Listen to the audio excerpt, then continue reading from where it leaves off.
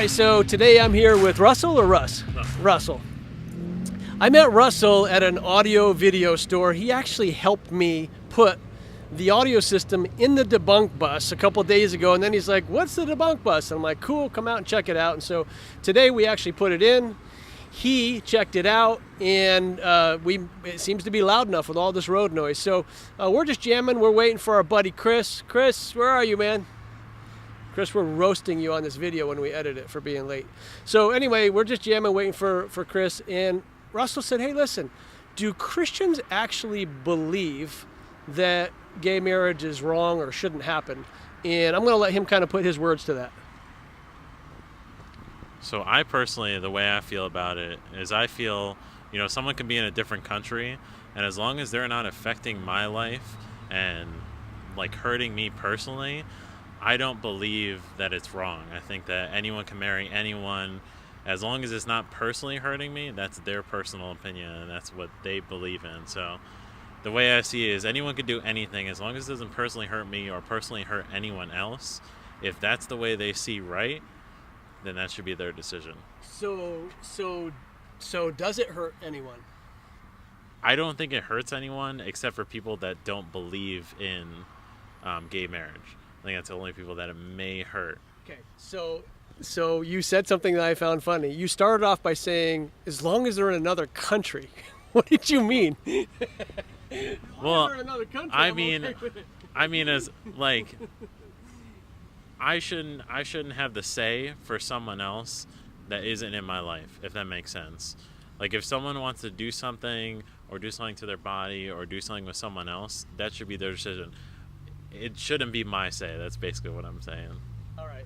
So Russell and I are having some fun here. Pretty serious topic.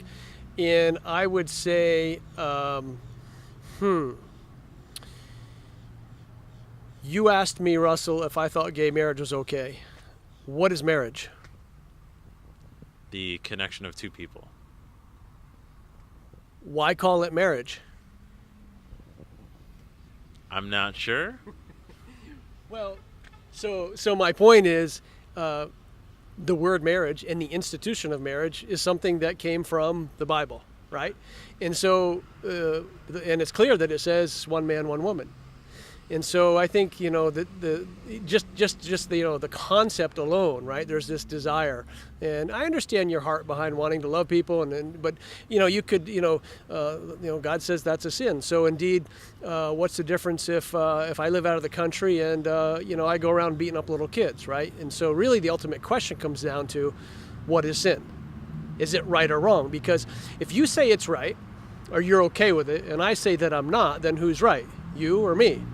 Well, or what about everyone else's opinion, right? So what happens when we don't have an ultimate moral lawgiver, right? We don't say, okay, this is what's right, this is what's wrong, right? So if we all ran red lights, we'd have chaos, right? So at some point, the logic breaks down.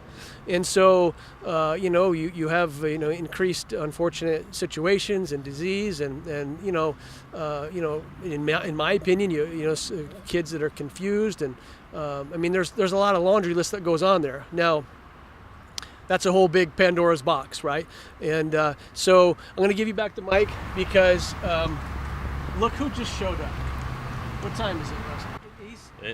This is his first gig, and he's easily 5-10 minutes late. What do you have to say for yourself for being late to the party? This better be good. I want the snowbirds gone because I don't have my roads right now. Blame it on the snowbirds. All right, we'll buy that. Here, always a hot topic with all kinds of opinions and feelings about it, with most people ending up in the camp that says all consensual sex is morally good. Now, it's true that good things come from sex, like emotional connection, oneness, pleasure, and life. But bad things also come from sex, like abuse, rape, shame, and even death. So what makes these things good or bad? Both is okay. All this to say that this notion that all consensual sex is morally good, or just a matter of preference, or feelings, or opinions, has been debunked. Adios. Response. Oh, that was pretty interesting. That was like a lot to take in, I would say. But it does make sense.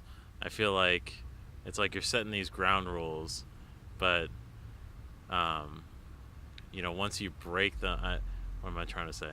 Well, without ground rules, there's no. how do we know what side of the road to drive on, when to stop at a red light, when to clock out of work, without the ground rule that I'm going to work all week and I trust that you're going to pay me at the end of the week. I mean, without structure, humans don't do very well. And so you have to start somewhere for everything. So either it's God in the Bible or it's something else.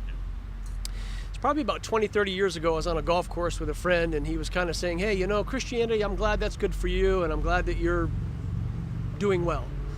And his life really wasn't so good at the time. And I said, hey, if doing what you're doing has gotten you where it's gotten you, it's kind of like, now that's not to say that people don't have successful lives that don't know the Lord or aren't Christians or don't believe in the Bible. But I'll guarantee you there's a void in the hole, because in our spirit, when we don't have a basis for things, so your point was there's premises made to build off that, hey, yeah, the premise is God is real, God is true, His Word is true, and here's what He says, right? And so a lot of people would say, and I don't know if you're in this camp, well, I don't believe that Bible is God's Word. Okay, well, that's another subject that we could talk about another day. But so did that shift your opinion at all to think about, well, they're in another country, or I don't, if it doesn't bother me or it's not in my way, but is it right? Is it healthy for them, for society, for, without getting too personal, there's a lot of damage in that life. I mean, we've all got friends or family that, and you go, hey man, there's a lot of pain involved in those decisions. Yeah. So yeah, I don't know. Final thoughts on you? You asked a pretty bold question. Yeah. I mean, I would say it makes sense from what I saw in the video, but I would also say it's kind of hard to almost like shun those people and push them away, because I feel like society almost pushes gay people away, and there's a lot of people who kind of like fight against them. But it's like, in reality, it's just I still feel as though they're not doing anything to hurt anyone. So if that's their decision in their life, then that shouldn't have to change in any way.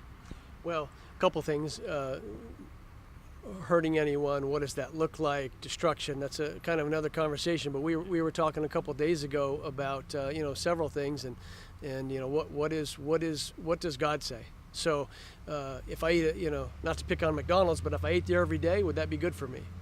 So what are wise decisions, and based upon what? So regardless of the flavor or the the personality, what does that actually look like, right?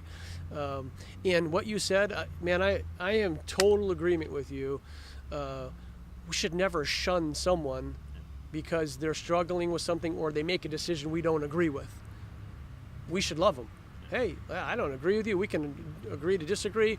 Let's go play golf and let's talk. I mean, yeah, and this even goes out to all our viewers as Christians. We got to remind ourselves, because that's one thing he said to me a couple days ago in Best Buy. We're talking. He says, hey, he said, you enjoyed our conversation. A lot of times when I talk to people about Christianity or spiritual things, I just am turned off. He says, I really like your approach. And so that's the key. How can you treat someone else kindly, even when you don't agree with them? I mean, that's the majority of our problem in society. Yeah, basically, I don't know if you have any comments or anything about that. There's a lot of information that gets thrown at you in about like 2 minutes or so. So